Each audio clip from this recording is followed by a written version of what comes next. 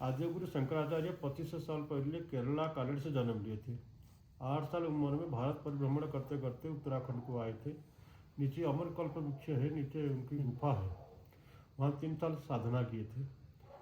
यहाँ जाकर बद्रीनाथ में 5 साल तपस्या किए। जब बद्रीनाथ को हम लोग दर्शन करे तो बौद्ध धर्म लोग ने मूर्ति को खंडित कर दिए थे, मूर्ति को अलकनंदा में फेंक दिए थे। आदिगुरु शंकराचार्य जब तपस्या करे थे, उनको स्वप्नाघात हुआ कि अलकनंदा में बद्रीनारायण नाथ कुंड में पड़े हैं। आदिगुरु शंकराचार्य ने भी शिष्य मुनि को बुलाकर मूर्ति को जीर्णोद्धार किए, मंदिर बनाए, पूजा भी किए। आज उनका पीढ़ी मुख्य पुजारी हिसाब से बद्रीनाथ के पूजा करते हैं। फिर उन्होंने क्या किए, उनका मन में भावना आया कि हमारी बौद्ध धर्म लोगों ने हमारी मूर्ति को खंडित कर दिए। ये सत्य, ये आज जो बद्रीनाथ जी आज के नहीं है, ये सत्य युग का है। चारों कोने में चारों युग का देवता बैठे हैं। जैसे हम लोग कहाँ बैठे बद्रीनाथ में, ये सत्य युग का है। त्रेता का आपका रामेश्वरम, राम जी सेतु बनने से पहले स्थापना किए थे। तो द्वापर में आपका द्वारकाधीश भगवान कृष्ण मथुरा में पैदा हुए थे, द्वारकापुरी बनाए थे जो अभी समुद्र में डूबा है। आप द्वारकाधीश रूप में पूजा पा रहे गुजरात में। अभी कलिकाल में इस समय की बात है, जगन्नाथपुरी जगन्नाथ रूप में पूजा पा रहे। ये चारों युग के चारों देवता है। उनको मन में विचार आया आदिगुरु शंकराचार्य मन में कि हमारे सत्ययुग का देवता है, उनको ही खंडित कर दिए तो हमारे धर्म को मिटाने के लिए कम समय लगेगा। हमारे सनातन धर्म को मिटा देंगे। कि हमारे सनातन धर्म को मिटाने के लिए मुगल वाले देखिए 300 साल, अंग्रेजी 200 साल, और हमारे भारत के चारों कोने में बहुत लोग देश लोग बैठे हैं। जैसे हमारे भारत की सीमा में लगा है Tibet, China, Bhutan, Myanmar, Sri Lanka, Thailand, south Korea, north Korea, ये सब बौद्ध धर्म लोग हैं। जो हिंदुस्तान और नेपाल थोड़ा बचा है, ये तो हिंदू बच्चे हैं, 80% हिंदू बच्चे हैं। अभी 20% तो कन्वर्ट हो गए। धर्म को बचाने के लिए आदिगुरु शंकराचार्य मठामनाय नाम के एक कुछ धर्मग्रंथ लिखे। ठीक है, मठामनाय नाम के धर्मग्रंथ लिखे। उसका मतलब कि धर्म के माध्यम से, मठ के माध्यम से हमारे यहाँ धर्म को बचा पाएंगे। इस 40 साल में 4 मठ बनाए। पहले ज्योतिर्मठ बनाए। ज्योतिर्मठ बनाने के बाद 3 साल के बाद फिर श्रृंगेरी में बनाया आपका श्रृंगेरी पीठ रामेश्वरम कर्नाटका में गद्दी है। उससे 3 साल में गुजरात में द्वारिका शारदा पीठ बनाए।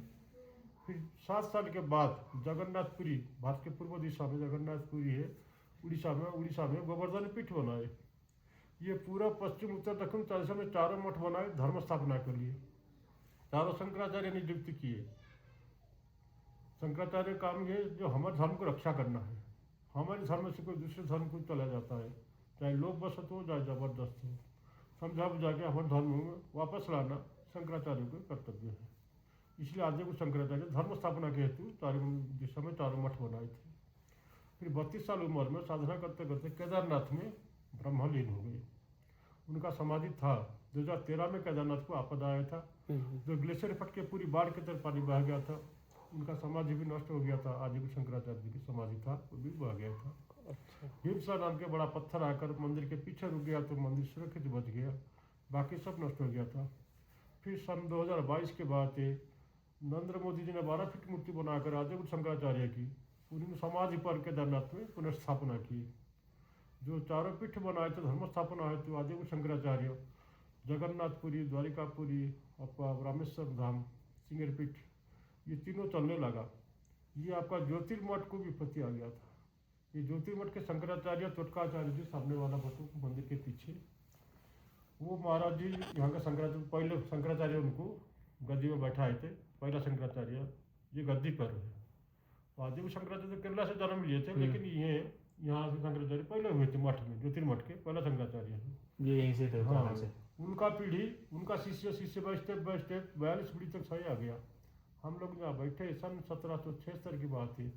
जबरदस्त भूकंप हो गया था, ये गद्दी नष्ट हो गया था, शहर बाजार सब कुछ चला गया था। नीचे अमरकल्प रखिए और नरसिंह मंदिर आप दर्शन किए होंगे, ये दोनों जीवित था। अभी बड़ा नरसिंह मंदिर आप दर्शन किए होंगे, पहले छोटा था, छोटा मंदिर था। ये दोनों जीवित था। ये 165 साल घोर जंगल है या कोई है नहीं था भूकंप के कारण। फिर 1940 स्वामी ब्रह्मानंद सरस्वती महाराज जी जो फूल माला पहन के बैठे हैं, हाँ जी, 1940 में काशी विद्युत मंडल ने उनको शंकराचार्य ने नियुक्ति करके ज्योतिर्मठ को भेजे थे। 1940 के बाद तो काशी से आए आपको हरिद्वार। हरिद्वार उस समय एक गाड़ी मिलता था श्रीनगर गढ़वाल तक, दिन में 1-2 गाड़ी मिलता था। श्रीनगर गढ़वाल से बद्रीनारायण 180 किलोमीटर पद यात्रा था पैदल में। पैदल में आ जाएगा तो घोर जंगल कुछ है नहीं। फिर टिहरी राजा के पास गए, टिहरी राजा को लेकर आए। फिर टिहरी राजा ने चिन्हित किया कि यहाँ पर मठ था 1766 से पहले। तो 1940 में दोबारा इसको जीर्णोद्धार किए स्वामी ब्रह्मानंद सरस्वती महाराज जी। फिर 1962 में भारत और चाइना का लड़ाई हुआ। जब लड़ाई हुआ तो हमारे फौज लोग ने नीचे से ऊपर आने लगे।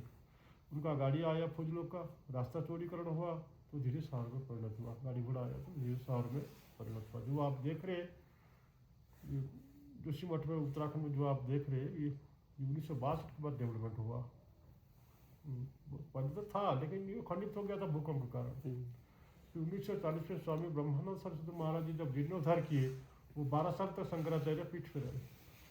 1952 तक उनका 53 में उनका शरीर पूरा हो गया तो उनका पहले उनका शिष्य स्वामी शांतानंद सरस्वती महाराज जी को शंकराचार्य नियुक्ति किए। वो भी 28 साल तक शंकराचार्य रहे पीठ पे।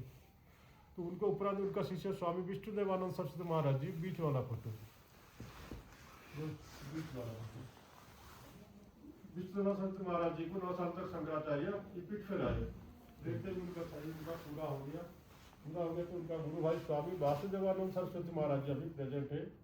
अभी इस समय प्रयागराज में वास करे। जो अगले साल महाकुंभ लगा था, इस साल अभी माघ मेला चल रहा है। महाराज वही अभी माघ मेले में अभी जिनकी उनको रोक दिया, गति रोक दी। नहीं, वो अभी भी तेसरानंद जी, वो महाराज जी यहाँ का कोई मतलब नहीं है, उसका भी कहानी है। हाँ, इसके बारे में पूछना था कि अभी नीचे किसने बताया ना, बताऊंगा उसके बारे में। तो ये महाराज जी ये जब मंदिर खोलेगा बद्रीनाथ, केदारनाथ, गंगोत्री, यमुनोत्री, ये 23 अप्रैल के बाद को 23 अप्रैल खुल रहा है आपका बद्रीनाथ जी। बाकी डेट फिक्स नहीं हुआ अभी केदारनाथ का और गंगोत्री यमुनोत्री का। ठीक है, ये डेट फिक्स हो जाएगा 15 फरवरी शिवरात्रि को डेट फिक्स हो जाएगा कब खुलेगा। तो फिर महाराज जी ये मई 1 तक यहाँ आ जाएंगे। तो महाराज जी आते हैं यहाँ पे फिर? हाँ, ये महाराज जी आते हैं यहाँ 2 महीना वास करते हैं। ठीक, और बाकी टाइम पे? बाकी टाइम प्रयागराज में रहते हैं क्योंकि उनको उनका शिष्य लोग बुलाते, जैसे मुंबई भ्रमण वगैरह कुछ धर्म का काम होगा कुछ ऐसे, गुजरात जाना है तो उनको सरल रहता है। नीचे यहाँ से ऊपर बहुत समय लग जाता है, पहाड़ी इलाका है। तो जब एक द्वार कपाट खुलते हैं तो ये महाराज जी जाते हैं फिर? हाँ, फिर हाँ, बंद करिए भाई, ये थोड़ा कंट्रोवर्सी